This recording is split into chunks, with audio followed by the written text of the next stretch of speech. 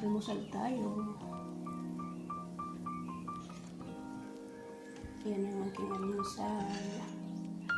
Arabic food. Ayan.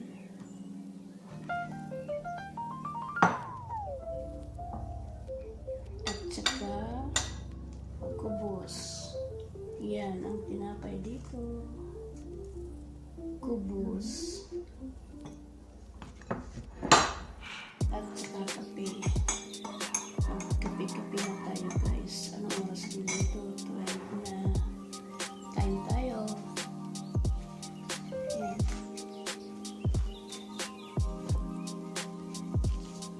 Ito yung labna. Pero masarap po rin ito labna.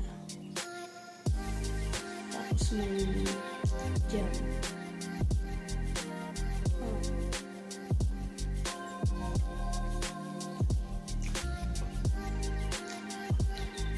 Ayan, huli.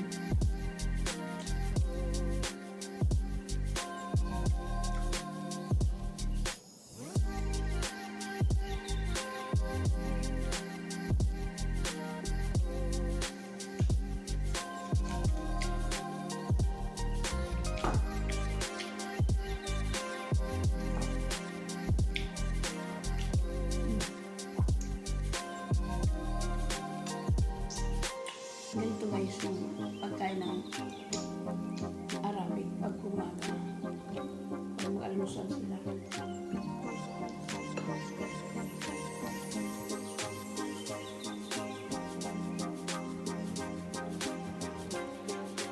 May kulog pa yung nakasama. Fried kasi yun.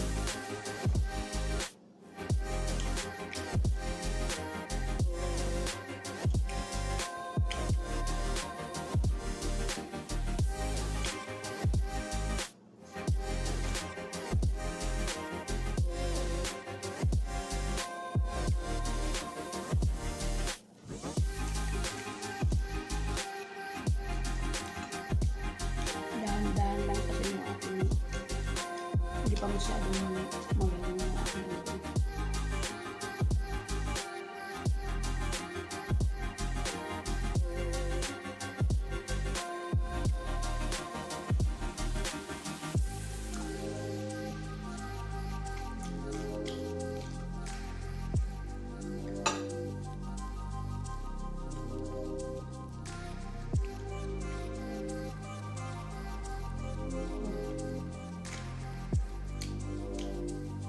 Cheese.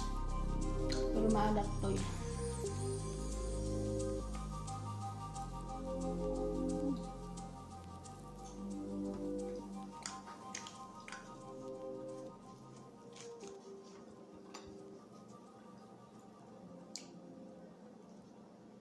Na ano kasi yung aking ipin.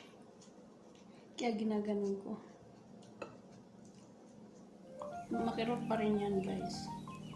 Kasi nagpunta ng isang araw sa doktor. Meron palang ganun.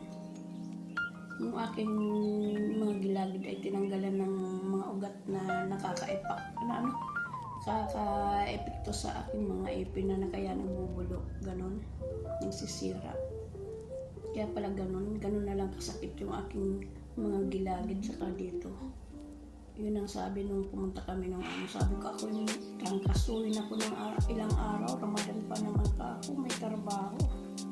Grabe yung sakit. Yun ang sabi doon, tinanggalan ng ugat. Mayroon bang ganun? Ang galing yung doktor.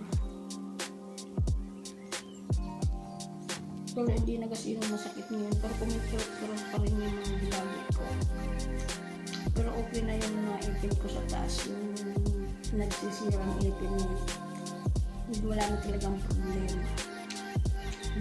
Okay na. Okay na yung mga ipin ko, pero parang dahan-dahan lang akong ano. Yung isang ipin ko, pinastahan nila, nilagyan lang ng gamot. Tinanggal na yun. Pero okay na siya ngayon, medyo okay na parang walang nangyari yung ipin na nasira. Ang galing yung doktor. At sinukatan na rin ako ng ngipin. nila. Laking pasalamat ko sa amo ko talaga. Gastos nila lahat. Mahal pa naman yung bayan.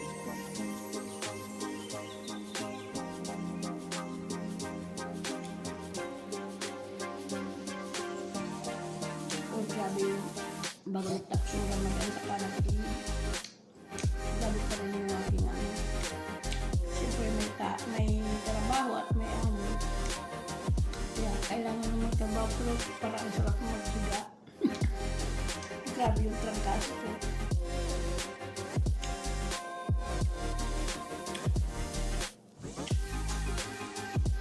Nandito kasi ito eh.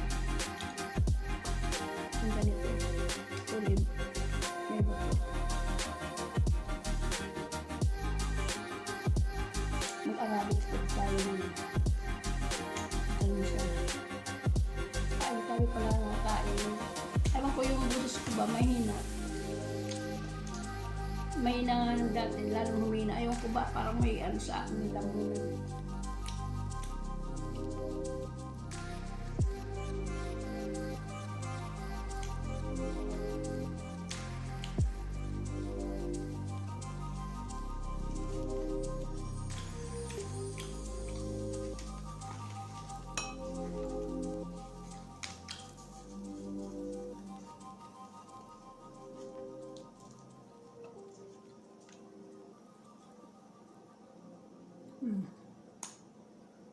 Ito yung may ano, cheese na maalat.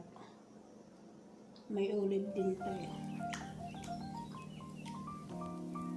May oil din kanyan. Tumutulo. Pero masarap sa tayo. Ang kong lalaki mahilig nito.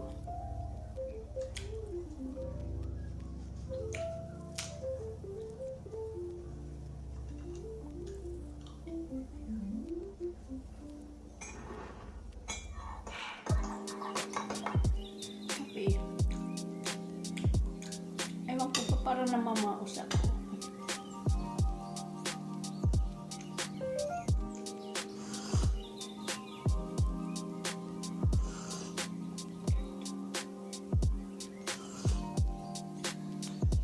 Kain tayo guys. Kain natin kayo dyan. Sabay tayo sa akin. Nilalag shout out sa inyong lahat guys. Di ko na kayo isa-isahin lagi. Isama ko na kayong lahat, pati yung magsusubscribe pa sa akin, nilalag shout out. Ingat kayo lagi sa inyong trabaho at sa paglalakad. Ingat lagi, God bless all.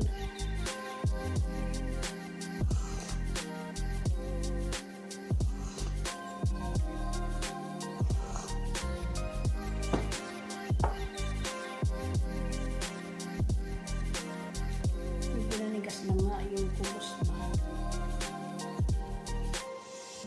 Ito kasi yung hininig ko kasi sa ano. Ay kuwin. Itong kubos na ito kailangan ito hindi iniinit. Hayaan mo sa labas kayo naman mabili na akong kumain na dito.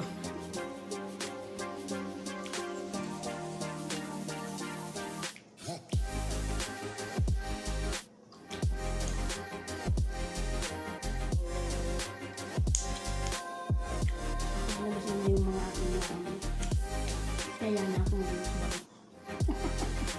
big.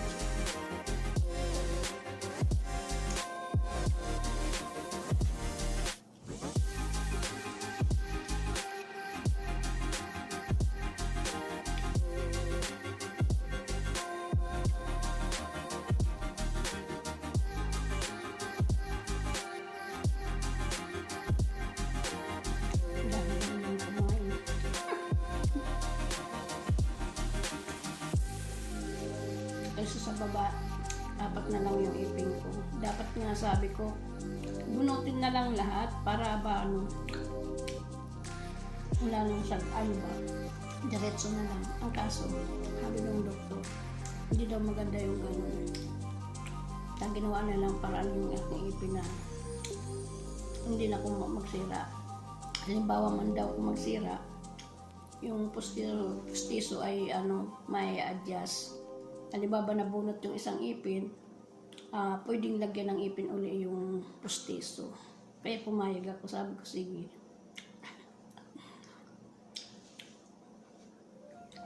Sabi sa akin, para makakain ka naman ng maayos at makangat-ngat ka pa ng masarap na pagkain. Kasi talaga wala, nakita nila, wala na talaga. 4 na lang ang ipin ko sa baba. Pero yung sa taas, maganda yan, inayos nila. Yan, inayos nila yan.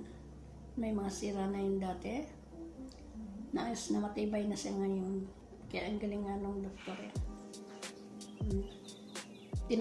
Ilang turok ang itinurok dyan, 3 na gamot.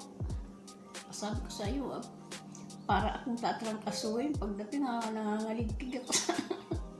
Ang sakit talaga hanggang ilong kumagayan. Kaya di ako makapag-ano. Pero hindi nagasino. Ano na lang. May kumikirot-kirot pa sa mga gilagid ko. Pati sa may ilong ko. Sabi ng doktor, ganun talaga daw yun.